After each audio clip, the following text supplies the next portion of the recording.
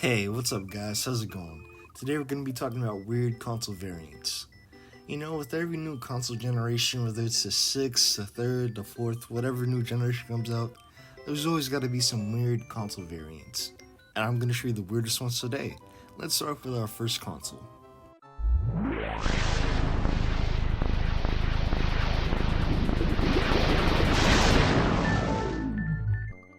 Now the first one we're going to start off with is one of my favorite consoles, the original Xbox. This is most definitely a cool system with a lot of Easter eggs and a lot of variants too that a lot of people don't even know about. Let me show you the most popular variants and variants that people have never even heard of. Now this is a Hello Kitty Xbox. And I would have to say this is the most weirdest variation of the original Xbox. So apparently this thing was announced on April Fool's Day and Microsoft was saying they're going to release a Hello Kitty variant of the original Xbox. People thought it was fake, but no, they actually released it. I forgot what country it released in, but you had to basically buy TV in order to get the console, which that doesn't really sound like a good deal, but this console is limited. And God, I could just imagine at the time, going up to the cashier like, hey, can I get the Hello Kitty Xbox? Like that's weird. And I also think Hello Kitty just doesn't aesthetically fit with the original Xbox. Next variant is the Mountain Dew original Xbox. Now this one is another weird one. Apparently it was a giveaway where you had to drink, 1,000 cans of Mountain Dew or something like that. This one is also limited and it was sort of a limited competition. Like not a lot of people won this. Although I would be pissed if I bought all those cans of Mountain Dew and didn't get this. But either way, this is another weird variant with that Mountain Dew green. And it's weird. Mountain Dew does aesthetically fit with the original Xbox. Because, green Mountain Dew, green original Xbox, you get it. And then that 2000s edginess, yeah, you get it. But either way, this one is another weird system and it's another expensive system. People are asking around $500 to $1,000 for this variant. It is cool though. I mean, just that lime green original Xbox, it looks nice. The Crystal Blue original Xbox. Now this one is a personal grail of mine. I want to get this one. Unfortunately, it is expensive as well, and there are a lot of fakes out there. This one goes for $500 to $1,000 as well. And yeah, again, there's a lot of fakes out there. So if I can find a legitimate one for a good price, I'll take it. Excuse me, I'll take it. But yeah, there's actually different versions of the Crystal Blue original Xbox. There's one that released with Halo 2. There's one that released with this other game. I can't remember what it is, but it's Japan exclusive. And there's one that released with this Canadian cell phone company, which that's weird, but okay, whatever, I guess. Either way, I adore this colorway. This one is, again, a definite grail of mine. I really want to pick this up, but that doesn't seem likely. And I cannot say this enough, but that blue coloring on the original Xbox just pops. Put it in the right sunlight or the right light at all, this thing is just going to look beautiful. And again, if you're personally out there looking for this one, you're going to be charged a lot, and there's going to be a lot of fakes out there. One thing people might do is create their own blue case, then put it on the original Xbox and claim that it's the Crystal Blue edition. Or, they could just take the Crystal Xbox, paint it a different color, and claim it's the Blue Xbox. There's a lot of different ways that people could do this, but yeah. Either way, I love the system, I love the variants. Let's move on to the next console.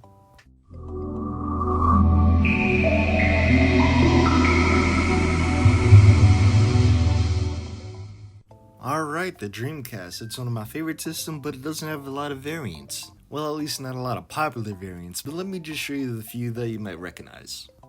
Alright, we got another Hello Kitty variant. Now this one is kinda rare. This was only released in Japan, and Sega released this just to get girls into the Dreamcast. Which, I mean, I wouldn't really go about it like this, but hey, I guess you really can't hate. But this one is another kind of rare one. It's not really that expensive, but still though, it's pretty cool. It comes with a keyboard, VMU, all that. It actually came with two colorways. It came with the blue one and it came with a pink one. I don't really know what was up with Hello Kitty trying to get into gaming consoles.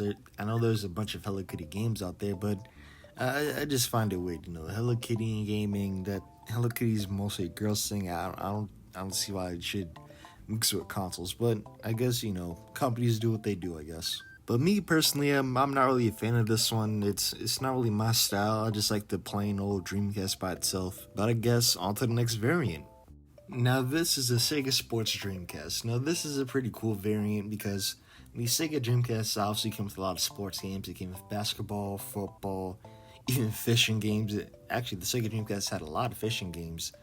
But yeah, this one's a small, cool variant. You know, Black Dreamcast. I mean, it's better than the plain one. But like I said, there's not really too many variants for the Dreamcast.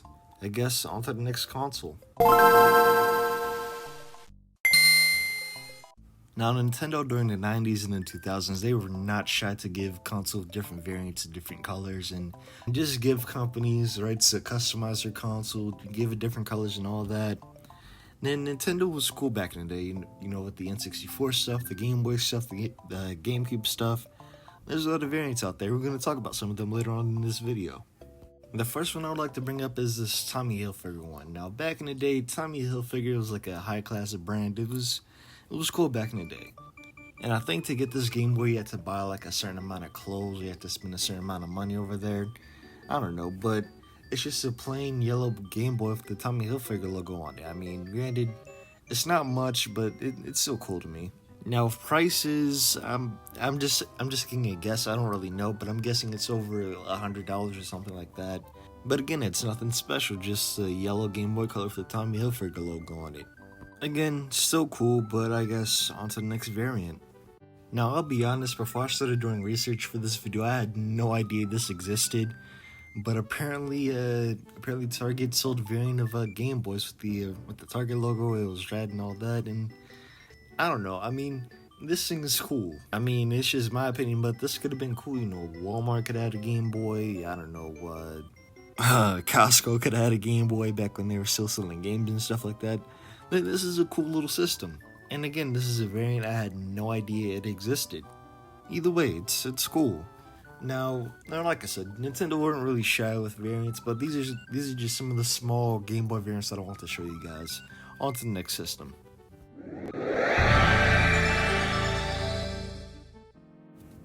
Alright, another one of my favorites, the N64. Now, this one had a lot of variants, but I'm just going to show you the main few. It's called the Fantastic Series. Now, this series released in, I think, either 97 or 98, I'm not too sure.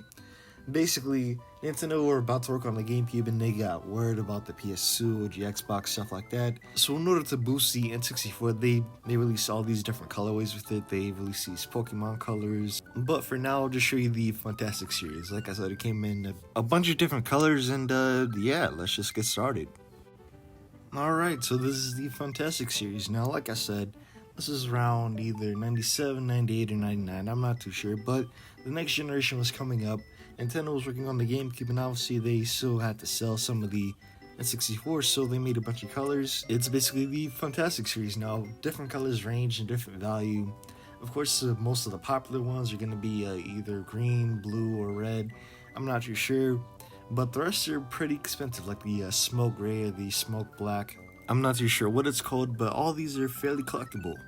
And they're not really that expensive too. I think some of the rarest colors can range to $500 to $1,000. But if you want to start collecting for the Fantastic Series, you could actually do that. It's not that expensive. I mean, granted, you could have to shop on eBay and pay eBay prices, but again, it's not that bad. And with the N64, you could actually collect more than the consoles and the games. There's actually a lot of things you need to collect for. You can collect all the accessories, all the controllers. There's a lot you could go into it. And of course, if you want it all in a box, then it's obviously going to be a lot more expensive. But if you wanted to dive into N64 collecting, it's not actually going to be that bad. And I mean, the most the N64 had was 300 games. And to be honest with me, that seems realistic.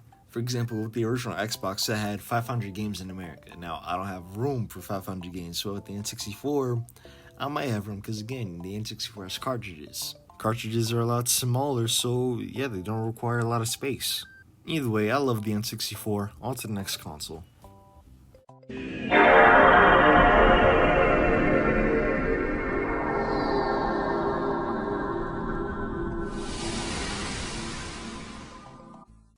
Another one of my favorites is the PS2. Now, the PS2 had a bunch of different models. It had slim models, bigger models, different colors, stuff like that. The one I'm going to be talking about today is the Automotive Edition.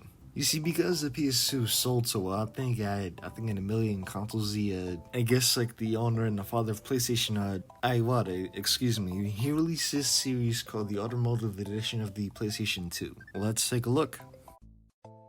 Now, these colors are based off of some of Iwata's favorite cars, like the Ferrari, Porsche, McLaren, stuff like that. And it's kind of a weird collection. Because these consoles are worth over $1,000 plus. Like, you're not getting a cheap price for these consoles unless you find them in a thrift store or something. Either way, it's a cool little collection, and it's weird too. I mean, who makes a console series out of like cars and stuff like that?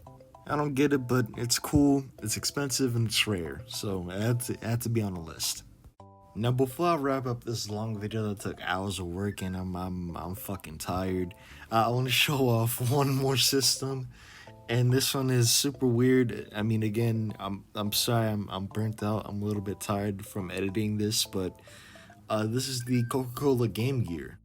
All right, now, like I said, this was a weird system. Of course, Coca-Cola collabed with Sega to make a Sega Game Gear variant. And it had this game that was called the Coca-Cola Kid, and of course it was only released in Japan, so it has Japanese text. But yeah, though, this is just a weird variant, and it's kind of hard to find too. It doesn't really pop up on eBay too much unless you go to Japan or something like that. But either way, this is a weird system, and it's cool. Alright, if you made it to the end of this video, if you want to, like, subscribe, do whatever you want to do. Tell me down in the comments. Did you have any of these systems? Did you actually get any of these systems? Let me know. I'll just be honest, this video took a lot of hard work, a lot of editing, and I'm worn out, I'm tired. If you made it to the end of this, and if you're actually still watching, you deserve an applause.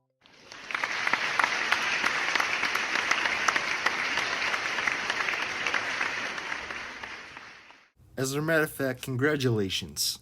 I'll see you guys next time. Peace. Congratulations! Congratulations! Congratulations! Congratulations! Congratulations! Congratulations! Congratulations! Congratulations! Congratulations! Congratulations! Congratulations! Congratulations!